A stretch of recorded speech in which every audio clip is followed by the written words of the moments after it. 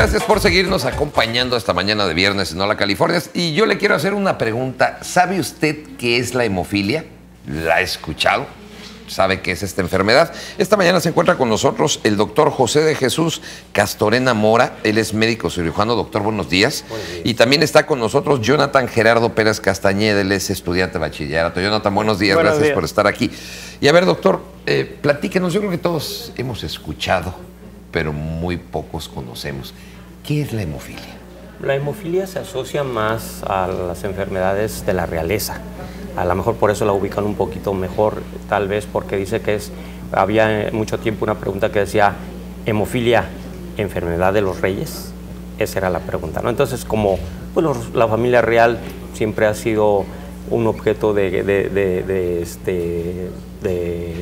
consenso mundial, se conoce todo, así es. Claro. Pero claro, los que somos del proletariado también padecemos hemofilia, ¿no? Entonces a nosotros no nos conocen tanto, pero la hemofilia es una enfermedad hereditaria ligada al cromosoma X, es recesiva. ¿Qué quiere decir esto? Que no se va a traducir en todas las generaciones precisamente porque dependiendo del cromosoma X puede ser que haya enfermedad en los varones, por eso se dice que la mujer es la portadora de la enfermedad. Como ella tiene dos cromosomas X y hay un defecto genético ahí, entonces el otro cromosoma X sustituye el defecto. Entonces la mujer no tiene signos ni síntomas. Sin embargo, si es un hijo, es decir, un varón. Y es varón. Así es. Entonces, como tiene el cromosoma con el defecto genético y tiene el otro cromosoma que es Y, él va a padecer la enfermedad. ¿Pero qué nos pasa? ¿Qué se tiene con la hemofilia? ¿Cuáles son los síntomas?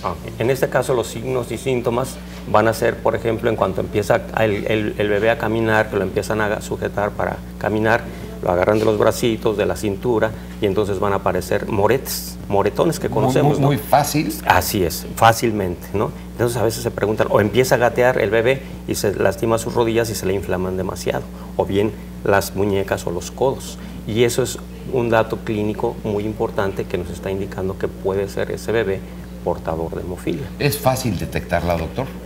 Desde ese punto de vista, sí, si la mamá es observadora, se puede detectar fácilmente, ¿no? Por ejemplo, en mi caso, yo tengo 62 años de edad y mi mamá notó esos detalles. En mi época, pues no era tan fácil poderla identificar desde el punto de vista de laboratorio, ¿no? Sin embargo, ahorita ya hay estudios muy sencillos que ya incluso se puede detectar como es una deficiencia de un factor de coagulación, que es una sustancia producida por el hígado principalmente, entonces va a dar como resultado de que se pueda detectar su cantidad y la calidad de ese factor 8, que es una proteína.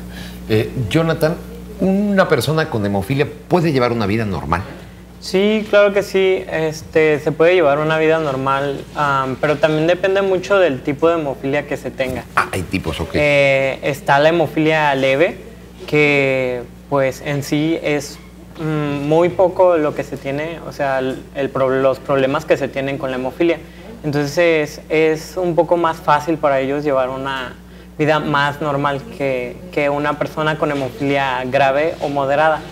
Pero todo depende de cada uno, cómo se cuide, los cuidados que se dé, y la familia también es muy importante en ello. En este caso yo te preguntaría, ¿la hemofilia se trata con medicamentos, se trata con alimentación, no sé, con ciertos tipos de ejercicios? ¿Cómo vive una persona que tiene hemofilia? La hemofilia hoy en día es tratada con lo que es el factor 8 de la coagulación, es intravenosa. Cuando un paciente con hemofilia tiene algún problema, se recurre a aplicar este medicamento. Por ejemplo, si alguien tiene un sangrado en alguna articulación, una inflamación o algo, se aplica el medicamento, se aplica por dosis, dependiendo del peso de la persona y el tipo de hemofilia. Y con este medicamento es el que ayuda a que la sangre coagule como debe de ser, para que se desinflame la articulación o no tenga el sangrado que tenía. A ver, doctor, ahorita con lo que me comenta Jonathan, yo le quisiera hacer una pregunta. Normalmente, o en el conocimiento que se tiene o que tenemos toda la gente, pensamos que un hemofílico se corta y se desangra y que es el único peligro que corre, pero están hablando ahorita de articulaciones, o sea, va más allá de una cortada. Claro, yo por ejemplo me afeito, me corto un granito y puedo pasar horas sangrando. Se me calma y vuelve a sangrar, pero pues es una cortadita que no me va a hacer que me muera. Claro. Pero, por ejemplo, yo me puedo golpear ahorita aquí en la silla, en el descanso del brazo, o simplemente al levantarme fuerte, como dijo Jonathan, yo tengo, por ejemplo, hemofilia A grave. Grave quiere decir que mi hígado no produce suficiente factor 8. Muy bien. Porque hay dos tipos de hemofilia, la A, que es la hemofilia clásica, y la B, que es la enfermedad de Crismas. ¿Cuál es la diferencia? Que en la A hay deficiencia de factor 8, en la B deficiencia de factor 9, pero dentro de ese grupo de hemofilias tenemos que el 85 a 90% somos pacientes con hemofilia A y el otro 10 a 15% son pacientes con hemofilia B. Pero hay los tres niveles que ya nos decía Jonathan. El nivel que viene siendo, por ejemplo, un paciente con hemofilia A moderada, por ejemplo, o leve. El leve nunca se va a dar cuenta hasta que lo operan o le sacan una pieza dental y empieza a sangrar. Y empieza ahí. El moderado es que aguanta un poquito más, pero si se da un fuerte golpe, empiezan a sangrar las articulaciones. Retomando la pregunta que nos hacías, ¿qué sucede en la articulación? Yo me golpeo mi rodilla y entonces va a haber un sangrado interno y empieza a inflamarse. Y entonces no es un moretón normal, no se va de un golpe que pudiese ser un moretón normal, se hace algo muy grande. O el muslo, por ejemplo, ¿no? Me golpeó el muslo y se me puede hacer unos hematomas tremendos. Hematoma quiere decir es una colección de sangre, ¿no? Claro. Lo que decimos comúnmente sangre molida. Sí. Pero eso me puede afectar un nervio, una arteria y pueden acabar amputándome mi pierna, ¿no? ¿Qué tantos hemofílicos hay? ¿Se sabe más o menos qué cantidad o qué porcentaje? Se calcula que hay uno por cada 10,000 pacientes, por cada 10,000 personas varones. Es decir, esto hace, por ejemplo, que en México tengamos aproximadamente entre 7,000, 8,000 hasta 12,000 en todo el país, considerando que fuéramos 112 millones de habitantes. Ahora, se van a llevar a cabo jornadas para dar a conocer una colecta. Platíqueme de las actividades que se tienen. Jonathan. Pues se van a dar lo que son pláticas sobre diferentes problemas que se puede dar con un paciente con hemofilia en lo que son las instituciones del IMSS, en Tijuana, Mexicali y en Ensenada.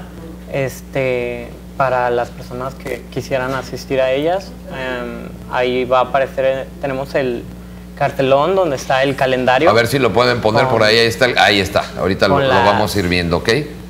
Con las fechas y la hora en la que se va a llevar a cabo.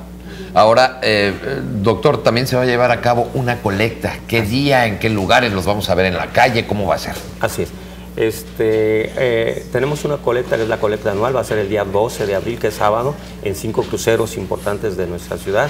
Van a estar algunos jóvenes que van a participar de la preparatoria Lázaro Cárdenas, algunos otros que hemos convocado también, y se van a identificar porque tienen una camiseta blanca con el logotipo de la asociación.